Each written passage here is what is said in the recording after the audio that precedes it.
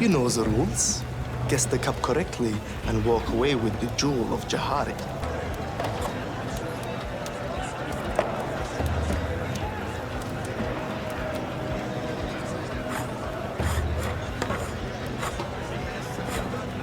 He's not even doing it fast. Alright, it's the middle, but I'm guessing there's a cheat. Middle cup? What? I don't understand. How did you do that? Are you fuck? You guys like the yellow paint already? We're literally 5 seconds into the game. Can I run this guy over? Go. You pussy. You pussy! I can ignite this wheelbarrow of leaves, even though everyone's watching me do this. But no one saw that? Yeah, he was looking right at me. Oh my god. This is Hitman for actual fetuses. Why can't I ruin the chest? No way. It's a woman. Brilliant scientists inventing things. You know what? What's that list of female inventions again? Hold on. Can I at least die by going out, getting sucked out of the plane? Let's find out. No way. Drive off the cliff. Drive off the cliff. Come on, come on. Let's go. Let's go. Let's go. Yes. Freedom. My eyeball's on fire. What the hell? My eyes. I can't see. Stealth.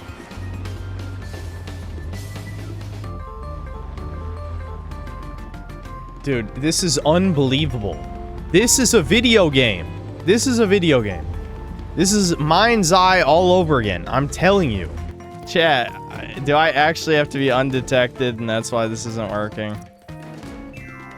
I'm thinking I have to be... Feed from your mic to try and record what they're saying. How does he not see me? How? I can't let you in without an invite. I'm still not allowed. What about if I zap this guy too? Yeah! Yes! Baby game. What? Am I not allowed to interact with anything in this fucking fake ass game? Yeah. Go ahead, bitch. Go ahead. Oh. Oh? Oh? Oh, what happens if I do nothing? The bomb's less complicated than this. No way, it just loops it. If you insist. Is it gonna keep looping? Why bother, dude? Why? Right, no panic. Just a growing sense of humiliation. That's the whole game. They lampshaded it. Humiliation ritual. Deploying melee a guy. Don't worry, you can't shoot me. You're not allowed. Yeah, see? They're not allowed to shoot me because I'm doing a melee finisher. You can't shoot me. Wee. Oh my god, who did that? Forget it. The AI is so bad. He doesn't even look where the trolley was kicked, man. He doesn't even look. Oh shit, he's a brawler. That's stronger than a guy with a gun. Brawlers are actually more deadly than people with guns in this game. Oh shit. Chat, I'm dead. Chat. Chat. How am I not dead? How? Literally how though? Oh my god. What's this? Vodka martini. How do we... Shaken, not stirred. How'd you know? What's the difference? James. You know, there's been several times this year where I played a modern game and I genuinely wanted to like it. Whether it was Resident Evil Requiem because I used to be a massive fan of Resident Evil, or Crimson Desert because I saw the potential it could have been the new Dragon's Dogma, or just recently Deep Rock Galactic Rogue Core since I was a big fan of Deep Rock. And I didn't end up hating any of these games, I honestly just thought they were okay, but I saw the potential there. I wanted them to be better. But 007 First Light, yeah, no, this is not one of those cases. In fact, this game is the antithesis of everything I enjoy about the video game medium itself. I truly despise this game, and I think it represents everything wrong with the modern game industry, minus having a shit ton of microtransactions and being always online or some kind of live service slop. But as a single player game, this is everything I hate about modern video games. I almost feel bad for shitting on games like like God of War Ragnarok or Spider-Man 2, these cinematic Sony slop games, because they do not even compare to the level of movie this game is. This game is much closer to one of those supermassive interactive experiences like The Quarry or more recently Directive 8020 than it is any of the older James Bond games like GoldenEye. And despite what the worthless shills might tell you, no, this is nothing like Hitman, and it's so uninteractive that it would make any of the Uncharted games blush. I mean, seriously, it's actually insane to me that we went from Uncharted 2 to this, because at least in Uncharted, you got to shoot enemies sometimes. This game is 80% walking simulator. The amount of times where all I did was hold the W key while characters are talking, it's over half the fucking game. And even the Hitman segments, where it appears it's going to have similar mechanics to any of the newer Hitman games, where you're let loose in a sandbox and you get to choose how to pursue your target. No, actually, there's virtually no player choice. It's just as linear as the rest of the game. And it's so unbelievably dumbed down. This is one of the most brain-dead games I've ever played. As long as you do exactly what the game wants you to do, there is not a hint of challenge on the normal difficulty. Even the few times where you are given some small amount of player freedom in how you want to approach a situation, this game doesn't even let you shoot enemies freely. You have to be given the license to kill, aka meaning that you can only kill in self-defense. If the enemy pulls a gun on you, then you're allowed to shoot back. So if you decide to go loud in a stealth section, but none of the enemies have guns, then they're all gonna just start beating you to death. And the discount Arkham-style combat is so unbelievably jank, but I won't get into that in the intro. Well, Synth, what if it's a really good story? At least the game could be enjoyed for that alone, right? I shouldn't even have to say this, but no, the story isn't even good either. There's parts of it that are borderline incoherent. The game feels like it was written by ChatGPT with how bland and inoffensive the dialogue is. There's an African warlord who uses polygraph tests. Just weird ass shit that to any human being with a functioning brain would be like, wait a minute, what? Imagine paying $70 to watch a 14-hour-long movie and the movie isn't even good. Oh, and as if I haven't named enough reasons to dislike this game, it is also a glorified humiliation ritual for James Bond. One of the only white males in the game, and he is constantly humiliated by women and minorities around him. Awesome. Well, Synth, look at the bright side. At least he's straight, so it's not woke, right? Yeah, I wouldn't be shocked if someone's made that argument already. This game is also disgustingly corporate. It has like a dozen different sponsorships in it, including Coca-Cola and cars and chairs and fucking watches and cameras, man. And there's e-celeb cameos from Shroud and JackSepticEye. And of course, this random ass meme retard who just shrugs at things. Wow, that's hilarious. And fucking quote-unquote celebrities you may have not even heard of, like Lenny Kravitz. Lana Del Rey does the main theme. Millions and millions of dollars wasted on all this shit. And they couldn't just make a fun video game. Right before this came out, I played 007 Nightfire on the GameCube. That's a 5-hour-long movie tie-in game. And guess what? It's a game from start to finish. It's a typical FPS campaign. I wouldn't even say it does anything unique or super special, but it is a fun shooter. I was playing the game the whole time, with the exception of the underwater car level. That one was complete shit, but the rest of the game was genuinely competent and well done. It was a breath of fresh air in an era where everything has to be a fucking movie. It was a video game. It understood what a video game is supposed to be. It actually understood the assignment. Unlike many of my other reviews on this channel, I'm not even going to try and approach this from an honest critic angle, because I am heavily biased against its very existence and what it represents. But I will still try and give you a critical analysis. So without further ado, here's 007 First Light.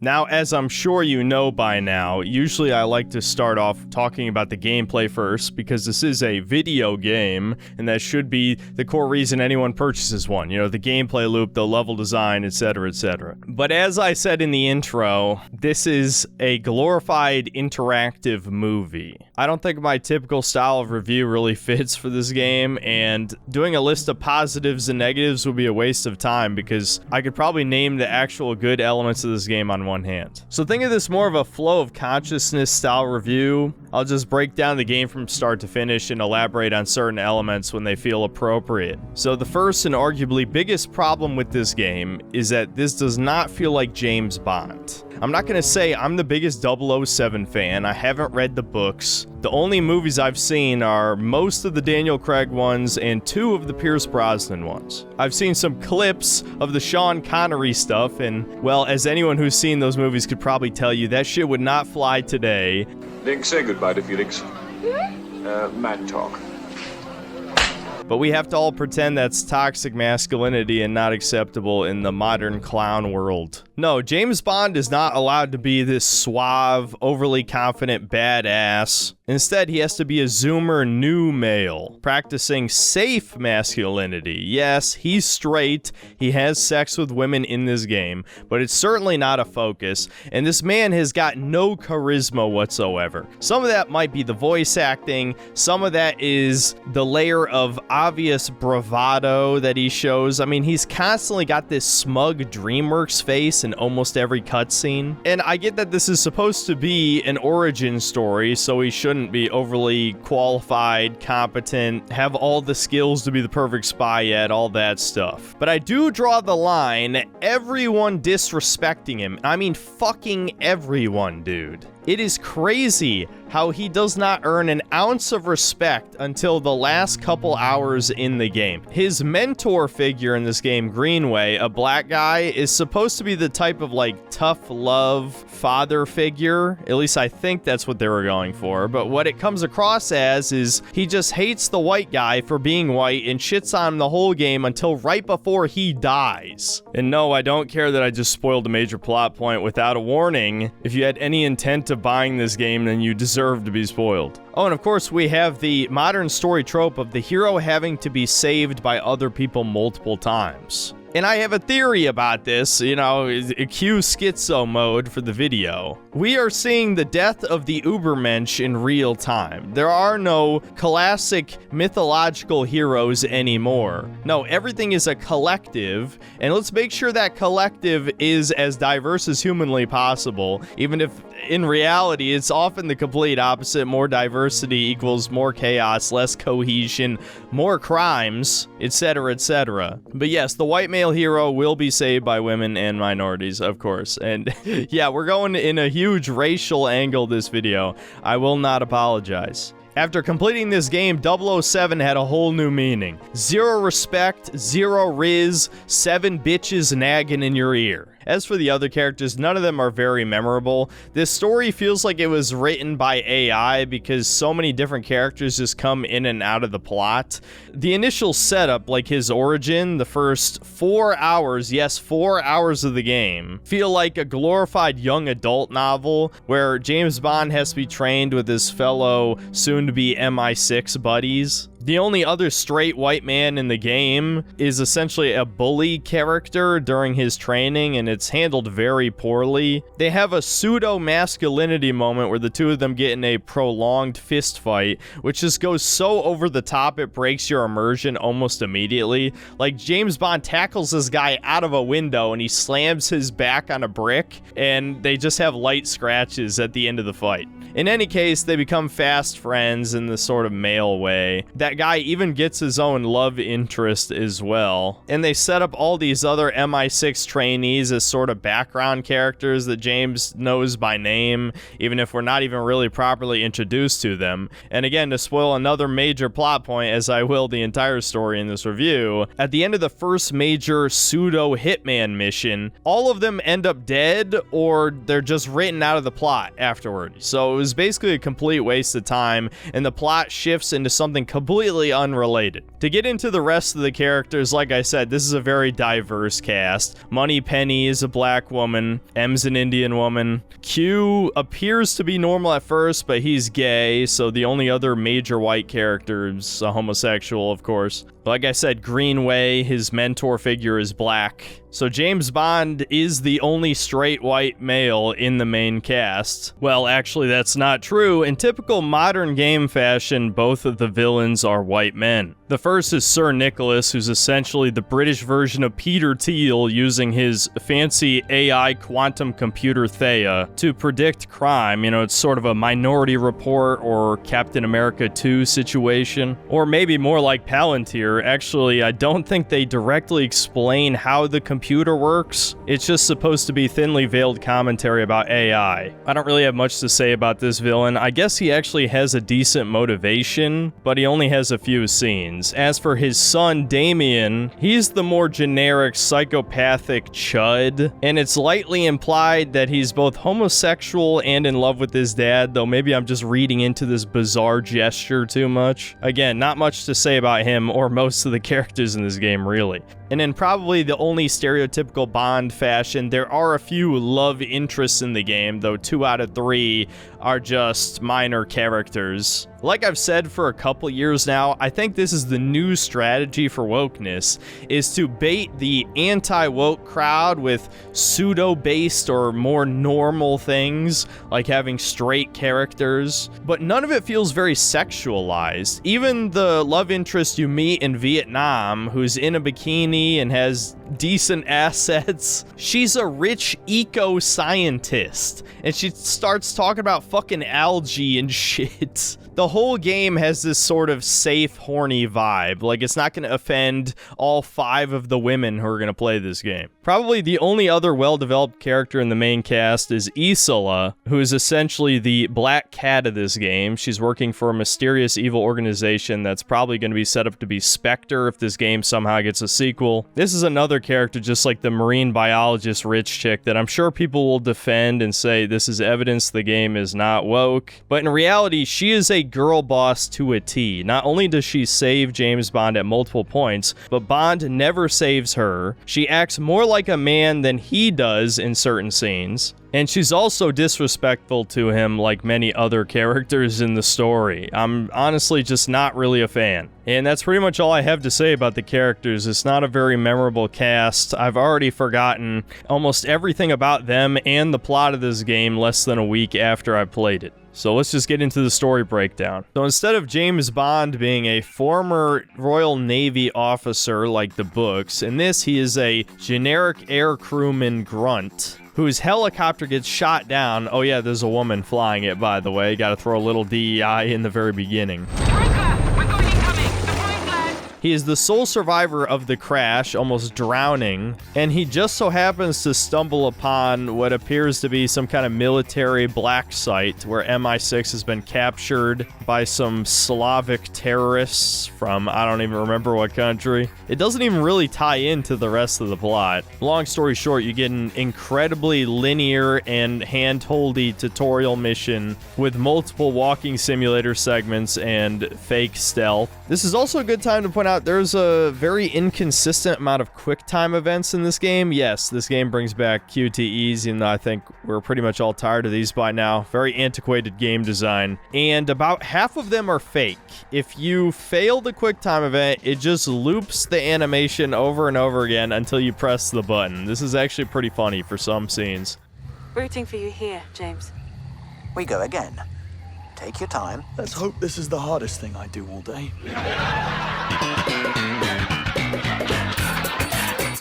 However, the other half do kill you, so it's not very consistent in that way. How this tutorial mission conditions you for the rest of the game is that as long as you do exactly what the game wants you to do, this is a very easy experience, as it was meant to be since it's a glorified interactive movie. Now, some people might not see the problem here. Okay, it's a stealth segment, you use stealth. It's a brawling segment, you brawl. It's a shooting segment, you shoot. How is that so different from other games? Well, because there's many parts of this game that give you the illusion of choice, and I'll explain them as they come. In any case, the entire purpose of this tutorial mission is for James Bond to prove that he's qualified to become an MI6 member, which is kind of funny because he severely fucks up multiple times in this mission. He almost dies from a nerve agent. Oh, and during the escape sequence, when we're running away from the Slavs and their automated machine gun turret misses every shot on us, of course, Bond drives an ATV into the APC and it just blows up like a fucking nuke for no reason, taking out the vehicle.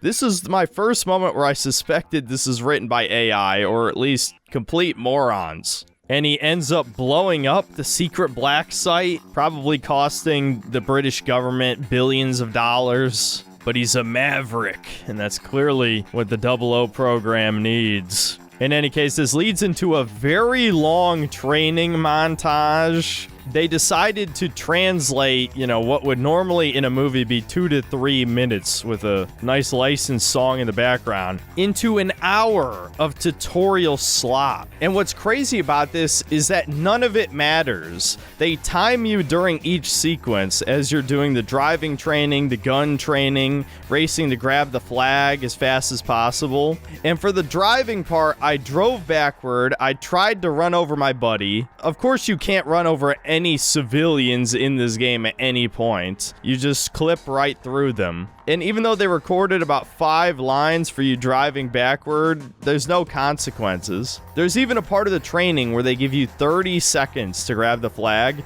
I just put the controller down, and then after the 30-second mark, I ran over and grabbed it, and there wasn't even a single line of dialogue to acknowledge I failed. We just moved on. So in short, this part wastes your time. Again, I suppose if you're really big into movie games, you might like how much this part feels like a movie as James Bond learns the skills to become 007. But as a video game, this just sucks. It's incredibly boring. It doesn't do anything unique or interesting. And of course, as I explained earlier, the characters that he befriends in this part are utterly irrelevant past the 4-hour mark. So this feels like even more of a waste of time in hindsight. Anyway, so eventually you get through this training montage. You get in a prolonged over-the-top fist fight with your bully slash best friend afterward. And then you're given your final test to MI6 to capture the enemy team's flag. This is supposed to be the first demonstration of the stealth gameplay, so I might as well talk about the problems with it here. The simple issue is that the stealth is brain dead easy. I mean, you're given so many get-out-of-jail-free cards in this game that it's a complete joke. The first one being like your Bond charisma meter, which allows you to either lure enemies toward your position, which is always a waste, don't use this one, or much more powerfully, you can bluff once you've been discovered. James Bond then says a cringy line that makes no sense and people just accept it. Just trying to decide which of the exhibits would make a nice retirement gift. Very funny. Keep moving, sir. Right. I'll try the gift shop instead. I just admitted that I broke in here. And then the guy's like, all right, don't do anything illegal. I don't know. And then you're allowed to freely walk through this area for like 20 seconds. Do I even have to explain how this makes the stealth experience baby mode? And that's on top of all the usual super easy stealth systems that you've come to expect from games like this, like enemies having no peripheral vision, the AI being brain dead retarded. The #1 example of this is one of your options for taking out enemies in stealth is kicking a trolley into them, which knocks them unconscious instantly, which already looks really stupid. But instead of enemies investigating the source of where it was kicked from, they will just awkwardly stare at the trolley. This is laughably bad. This is something people would be making fun of in Ride to Hell Retribution or similar other shovelware. But I guess it's okay in the quadruple A James Bond game. Another thing that's completely ridiculous is that the AI will completely ignore if you use a gadget in front of them. It was a running joke during the stream that I would just blind people with the wrist laser over and over again to just cheese my way through segments. There's no consequences for doing this, even during the fake Hitman segments where you're supposed to be full stealth and not take down or harm people in any way. You can casually just shoot a laser in their eye and get away with it though. And nobody ever investigates it. This is parody tier. So speaking of gadgets, to talk about this briefly, you get 2 different types of gadgets. Those ones that take batteries and ones that take chemicals. You can only equip 2 and later 3 gadgets, not counting your hacking watch that you have on you at all times. And it takes roughly half of your meter of either resource to use the gadget once. as you would expect, there are some gadgets tailored to stealth and some tailored more to the combat. Your hacking watch works exactly as you would think. It's just like Watch Dogs. You press a button and an electronic device gets hacked. You'll notice there are a lot of opportunities in this game where you can hack a distraction, but as it turns out, at least for the, again, fake Hitman segments, you can manually disrupt some of these devices literally in front of an NPC, and they will not react to you doing it.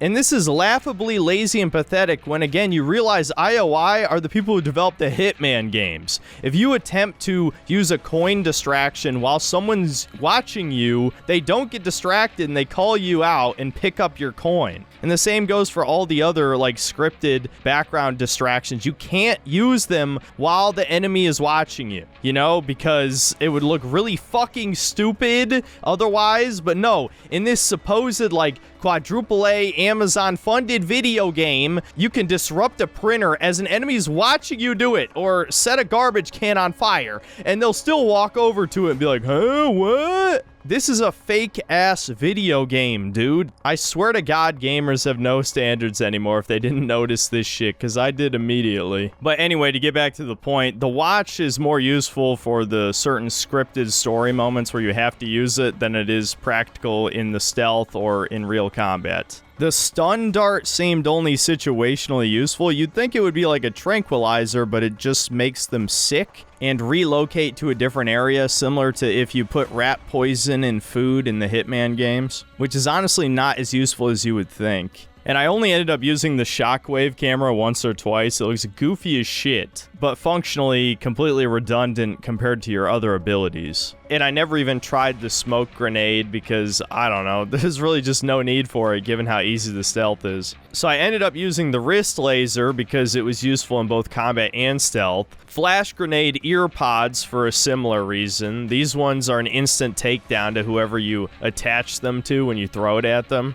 And about 2/3 of the way through the game, you get access to the missile pen. Pretty self-explanatory. This one's good for every shooting segment. My point is that even if you're bad at stealth games, the stealth in this game is very easy because the levels are designed in such a way that there's usually a clear path forward to avoid enemies. Reminds me a little bit of Deus Ex Human Revolution Mankind Divided, though instead of abusing the shit out of vents, it's more like they have a lot of side paths and obvious background distractions, like sabotaging a laptop or a speaker or something, and then you can just get around the enemies no problem. Anyway, to get back to the story, after you steal the flag, Bond and all his homies decide to chill at the club. This is where the game kind of almost has a Kingsman vibe to it more than it does James Bond. But as it turns out, they're given a field test mission. And this is the first pseudo Hitman section of the game, and I'm being really generous when I compare it to Hitman. Realistically, this is a walking simulator segment. You're not really allowed to interact with the environment in any meaningful way. You can't beat up random people, you can't kill them, you can't toss coins to distract them. None of the things that make the Hitman games fun and funny. No, you basically just walk around, talk to NPCs. There's a guy you have to beat up in the bathroom because, oh, you looked at his chick wrong. She's the one who is about to just cheat on her boyfriend. And this is where I found out how jank the hand-to-hand combat is. So I'm just gonna play this section and I'm gonna explain everything wrong with the hand-to-hand combat. No counterattack? Okay, there we go. Walk away now. Shove him in the urinal! Yeah, smash his face! Kill! Oh, damn it. These PC controls really suck for this. They really are not good, man. Just trust me. Why didn't that grab work? What? If they're grabbing, I can't grab? What's the logic there? That's cheating. Oh my... This is some fucking Batman slop right now. Holy shit. But way worse than the Batman argument. Yeah? Can I grab you now? Holy shit. Whose turn is it? I can't tell. Give me turn-based combat. You got... Come on, guys. Yeah, I know you're seeing this. How the fuck does this work?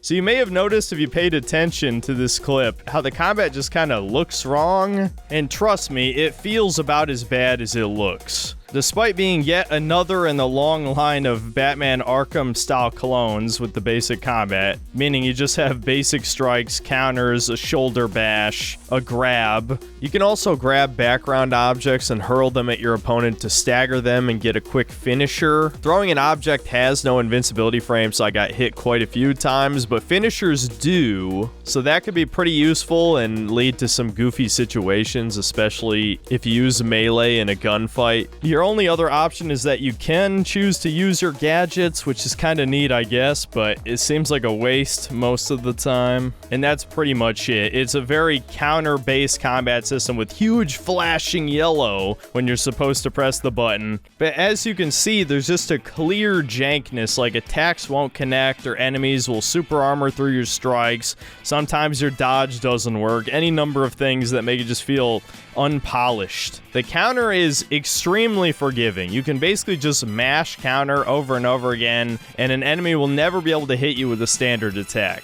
Conversely, if you just spam punching, the enemies will quickly block you, and the later you get into the game, if you try to grab them afterward, which is what the game will spam tutorials on screen about every time the enemies block. And so, of course, you attempt to grab the enemy while they're blocking, and then they instantly cancel out of blocking and either punch you in the face or grab you back themselves, which overrides your grab. So for the player, your grab is actually your weakest move because you have no armor, it has no priority over any other enemy moves, and if you just try and grab an NPC randomly, they'll just auto-dodge it. The only time you're ever supposed to grab an enemy is if they're blocking. Okay, makes sense. However, as you get later into the game, you'll start fighting specialist-type enemies. There's only two of them. There's martial artists and there's brawlers. They look exactly the same as the other enemies, so you won't know what type of enemy you're fighting until they start attacking you. Martial artists doesn't really matter. You just have to counter a 3-hit combo instead of a 2-hit. Otherwise, you fight them the same as other enemy types.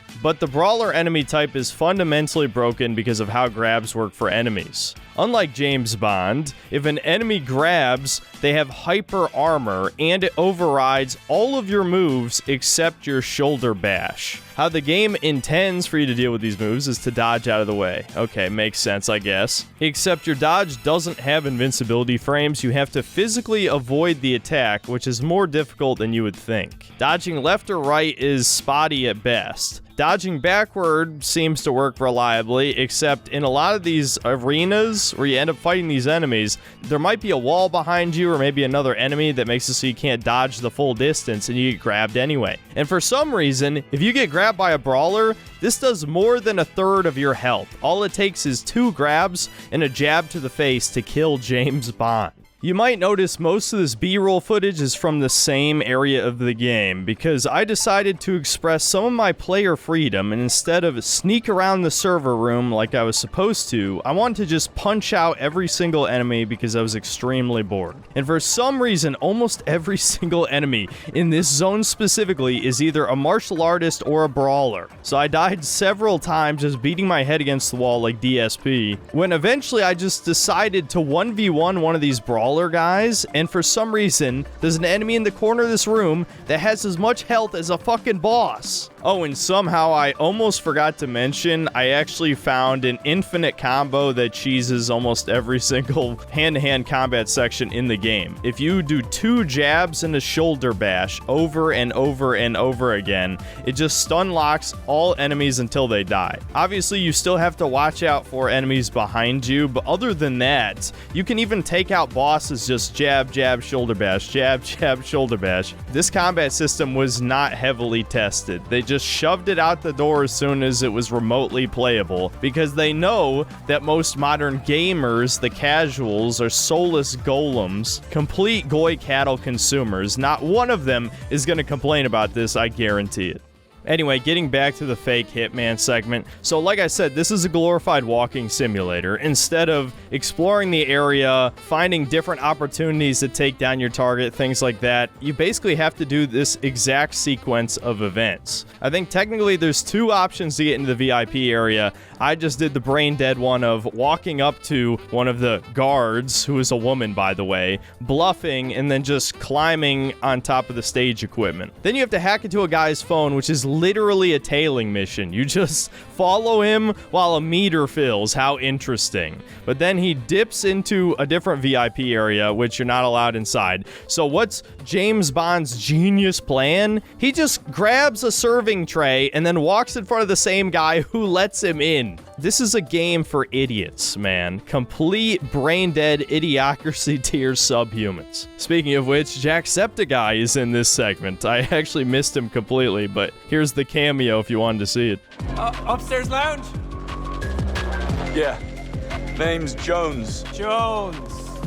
Yeah, gotcha. Yeah. There you go. Enjoy yourself, mate. In any case, in the conclusion to this mission, James Bond is actually punished for being straight, as the woman who was trying to cheat on her boyfriend earlier wants to sleep with him, and she somehow intrudes upon this deal as you track down the woman who is doing the shady shit here. And this leads into a huge fight at the club, and then M humiliates you afterward because you didn't follow orders or whatever. So maybe now you might think we're finally out of the tutorial, and I guess depending on how you look at it, I guess we are, as James Bond is sent on his first real mission with all of his fellow training graduates to Slovakia to meet up with 009 and apprehend him as he betrayed Britain and has secrets about the organization or whatever, right? Now, something that I might as well point out here very briefly, this game is extremely diverse. One of the other MI6 trainees is a black woman. A shit ton of the scientists working under Q are women or minorities. Like, this is distractingly diverse. If you even look at the background NPCs for a second, it's gonna start reminding you of Starfield. And the same goes for when you travel to Slovakia, you know, a country that's like 95% white. Yeah, there's browns everywhere here.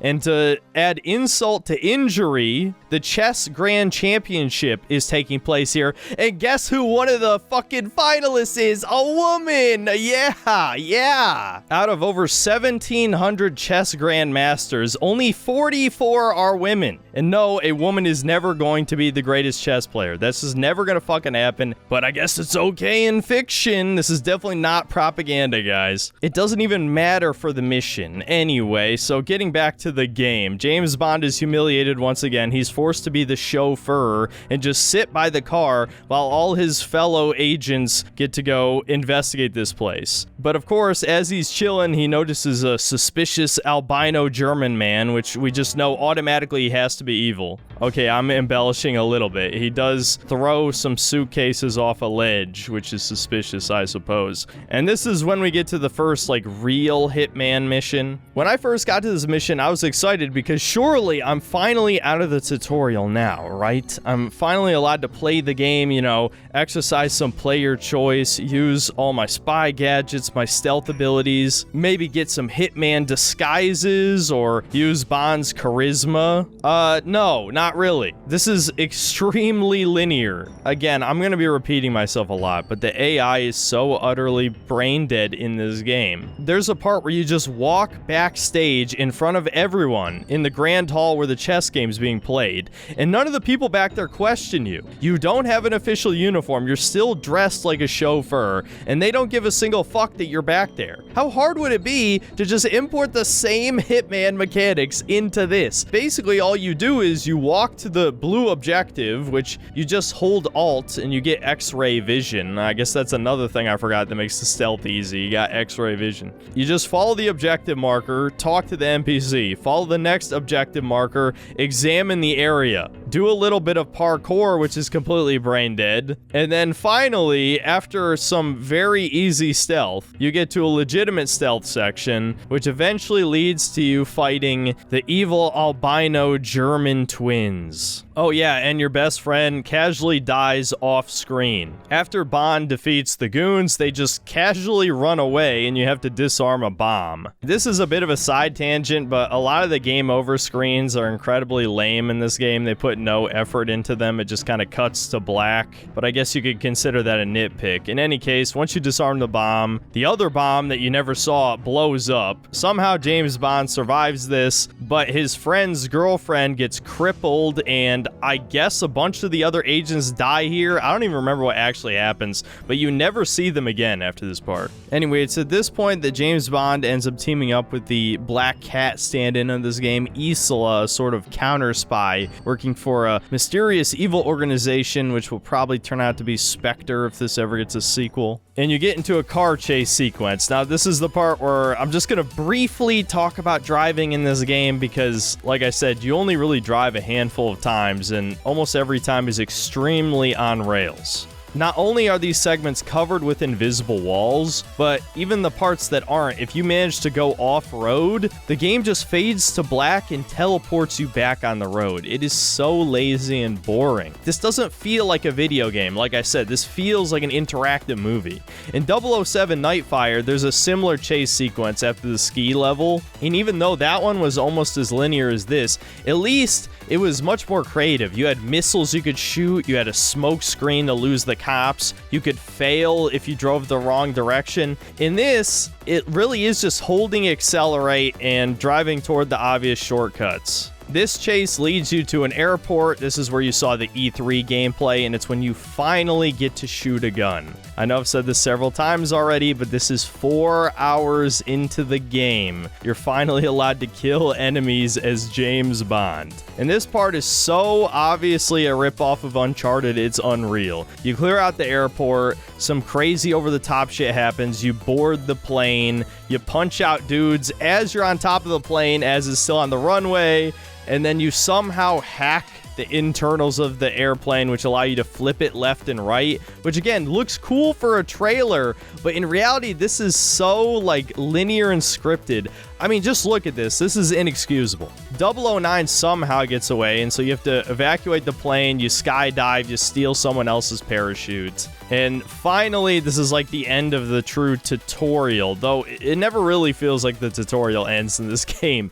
After some filler, the next location 009 heads to is Africa, and this is where the game crosses the point of no return for me. Like, there was no universe where this could still be considered a good game after this level. It starts off with a pointless driving sequence where, again, you're not allowed to leave the tiny zone. You end up infiltrating this African warlord's camp, and you have to earn $100,000 to get into the gun auction. And so you finally think maybe this part of the game is a sandbox with player choice, and then you're hit with quite possibly the dumbest thing I've ever seen in a video game. And as it turns out, you basically have to do all of the objectives anyway, so there's no freedom here. You have to do the fight arena to get money. You have to sneak into the base and sabotage the gun deal or whatever the fuck to get money. This is, again, just more filler. It doesn't serve the plot at all. And for some reason, even though you're a badass and accomplishing all this shit, Greenway is insulting you the entire time.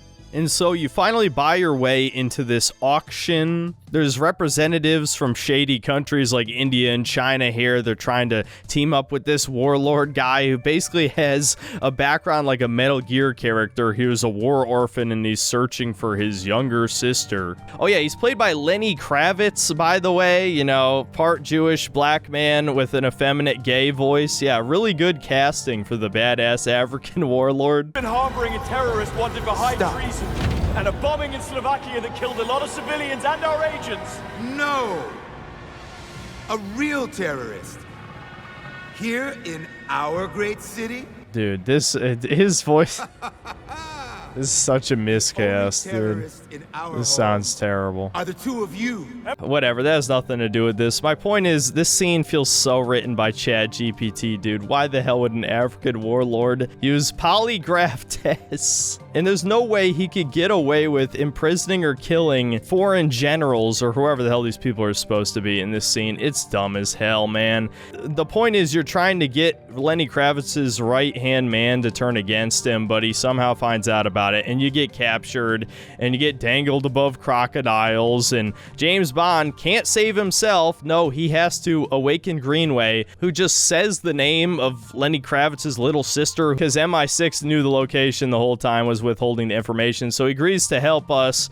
We have to track down 009 through a stealth section. Turns out he's already dead, because he was a good guy the whole time, trying to warn MI6 that their supercomputer is fucked up. and the Peter Thiel guy is covering it up. And this part leads to another shooting section as Bond and Greenway try and find the evidence that 009 left behind. Might as well talk about the shooting here. Like I said, this is probably the best part of the game, but that's not saying much. It'll remind you quite a bit of Uncharted, but with even more stingy ammo capacity. A huge gimmick of this game is that you use all the ammo in your gun and then you throw it at your opponent to stun them. I guess that's kind of goofy and interesting. It sets up the enemy for a melee finisher and you're completely invincible during that animation, so it is fairly useful. But I gotta say, it's really annoying that every single gun you pick up only has about half a magazine worth of ammo. Yes, you can find ammunition for that gun from other dead enemies,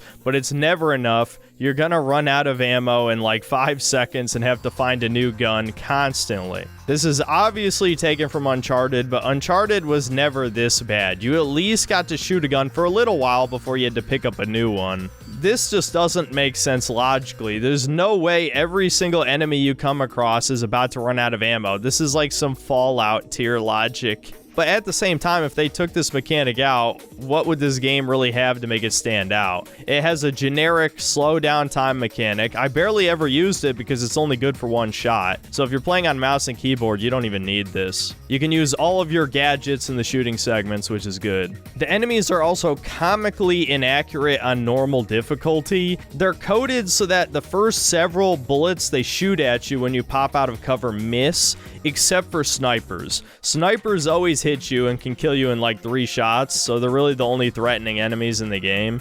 Every other enemy, you have so much time to switch between spots of cover, it doesn't even matter that they can destroy it. I can see what they were going for with this, but it looks really dumb. When you stand straight up, everyone shoots at you and misses like a stormtrooper. And that's pretty much it. I guess you could consider it a good thing that I don't have much to say about it because it's so generic, but if you've played a cover-based third-person shooter, you've played this before. Really, the only way it stands out is through some of the set pieces. There's huge explosions, there's destructible objects in the background, but all of it is scripted. There's also a comical amount of explosive barrels in the background, like a distracting amount. Why is every single shooting segment in the game, there's just 500 explosive canisters? It's goofy as hell. They even lampshade it at one point. Standing near exploding barrels. Who is putting all these? Yeah, do not lampshade it.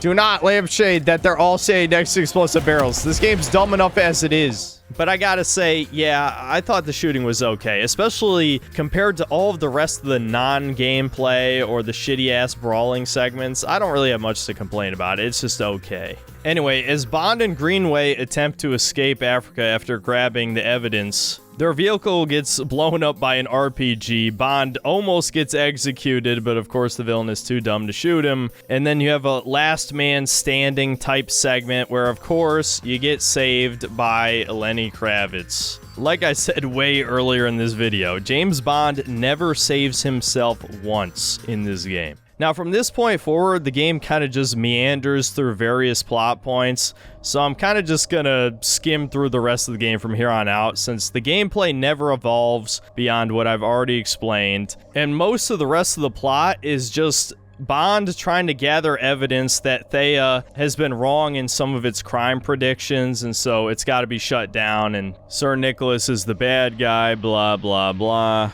So because Bond and Greenway couldn't get any solid evidence of what was going on, the trail goes cold, and Bond is nearly assassinated at his apartment. This leads to a really bad sniper section. I don't know if this part was bugged or not, but I was literally using the cover switching mechanic, and I was still getting shot a bunch of times. And so you have to run across these rooftops. When you finally catch up to the albino guy, he drops his gun, and Bond doesn't pick it up and just shoot him. No, he continues to chase him, jumps across a rooftop, and then the dude kicks him in the face, and he nearly dies falling off the building.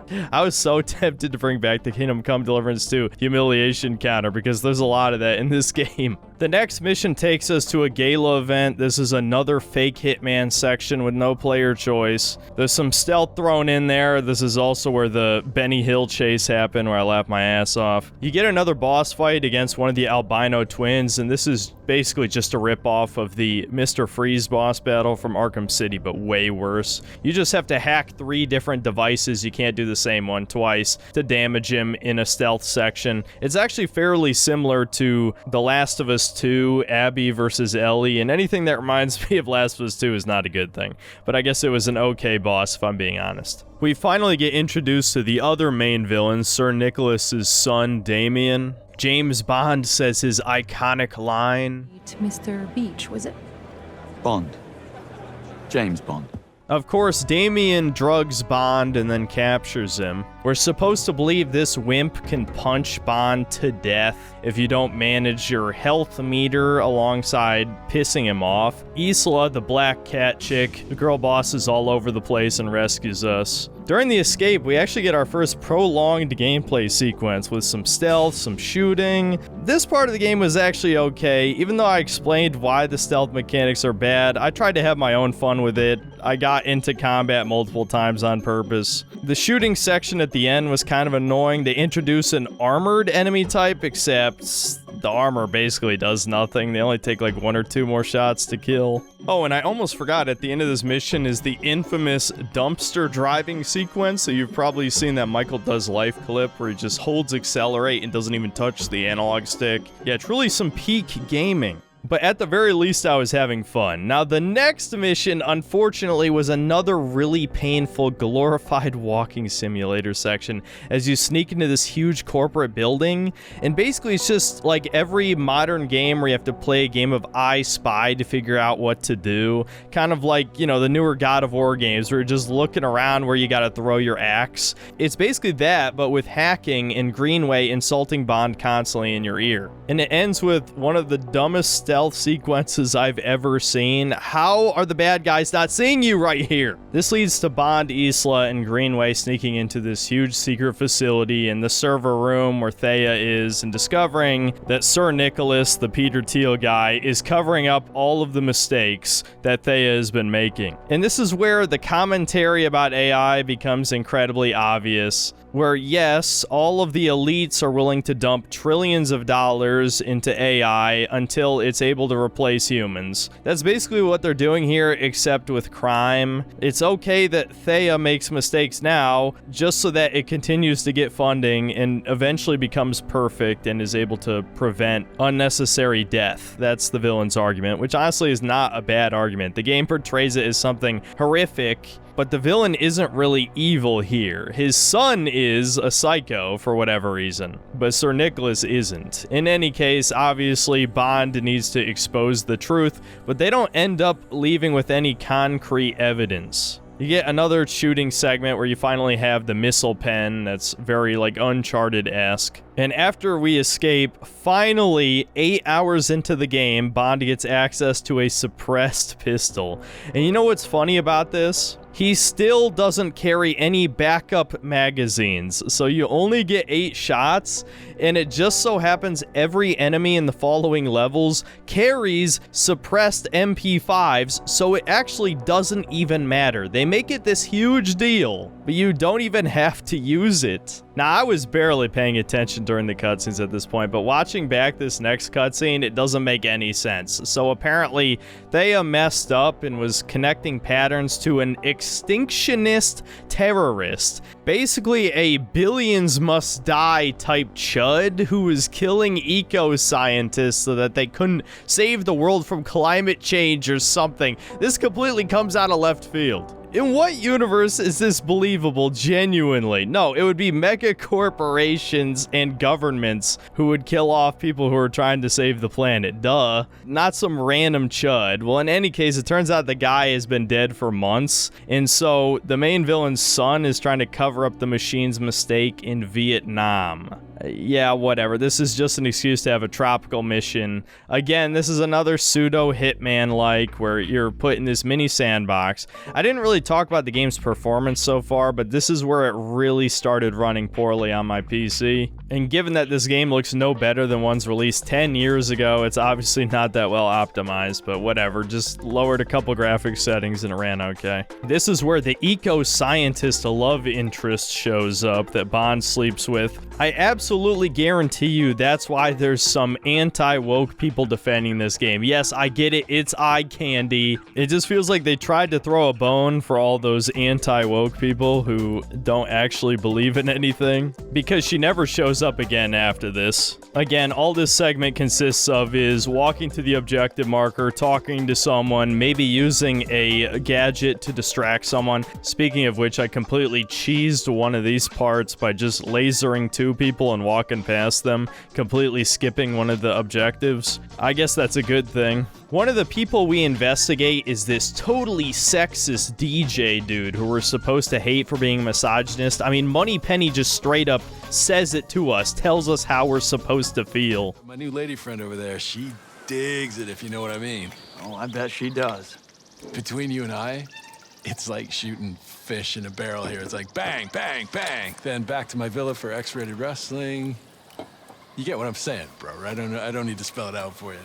No, I think I get the picture. I want to punch him so hard right now. This shit is just pathetic. And of course, this guy gets captured later and we have to save him. And then he starts fighting Bond for no reason, just so that the fucking dumbass whores on the writing team could fantasize about punching out their ex-boyfriend. This is so transparent and pathetic. This is where we get the KB Lame, however the fuck you say his name, the viral video meme shrugging guy. I have no idea why the hell they put this in the game. What a waste of money. Oh, and can I point out how stupid this stealth section is? We're wearing a white suit, crouching in green grass, and the enemies can't see us when we're right next to them? Come on, man, really? As we chase down the void, we come across the other albino twin. We get into a typical fist fight mini-boss, nothing special here, but the building explodes right as Bond escapes, knocking him unconscious.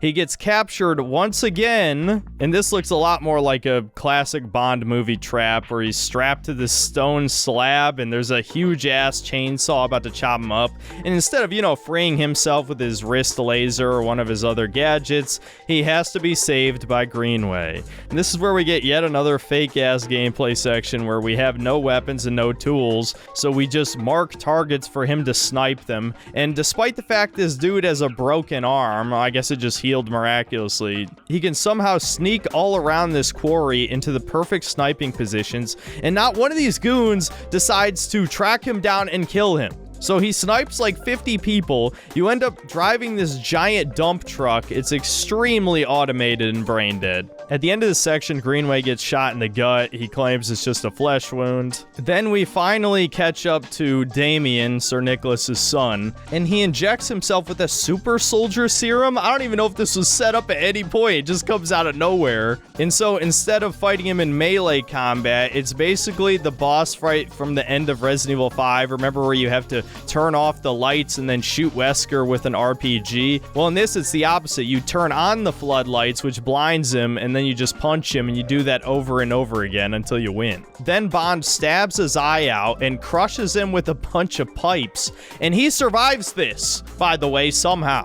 After this, Bond returns to Greenway, and of course, he's bleeding out. He tries to give Bond a little pep talk, and then he dies. This is the only time in the game where they try to have a genuine emotional moment, but I honestly did not care about his character because he was so condescending and an asshole the entire time. After this mission, Bond is told to let the case go. Of course, he defies orders, steals some shit from Q's lab, and decides to team up with Isla. This is where she introduces him to a shaken martini, and she hints that she is not who she appears to be, as she has Japanese connections. Then they head to an R&D facility, which is a snow level. We get yet another brain-dead Hitman-like segment. We then are introduced to these androids. They were technically teased about halfway through the game, but yeah, now there's like robot enemies. They look really lame. I don't know what's with this modern media trope of making robots look so boring, like the Boston Dynamics robots for realism. They're just unimaginative. This mission has a gimmick where you make this huge wrecking ball smash the robots as you're climbing through this huge-ass facility.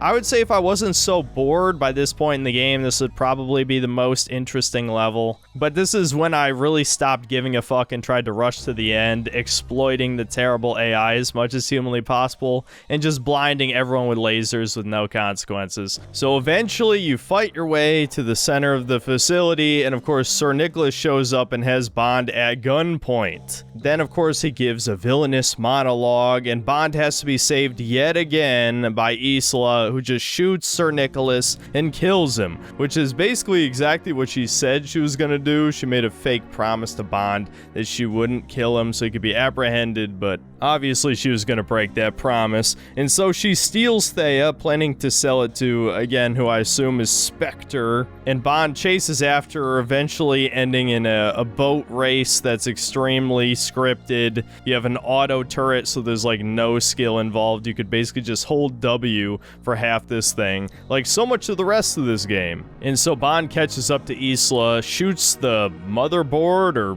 CPU core, whatever the hell this thing's supposed to be. And so Isla points out he's a rogue agent now, he's all alone, so he should just go with her. And what I thought was going to be the plot twist is that Bond was still working for MI6 the whole time because he contacts them. But no, as it turns out, he still ends up getting arrested. I don't know how I managed to come up with a better twist than this game did in 2 seconds, but whatever. And so you think the game should end here, but as it turns out, Sir Nicholas's son Damien is still alive somehow, and he's attacking MI6 headquarters.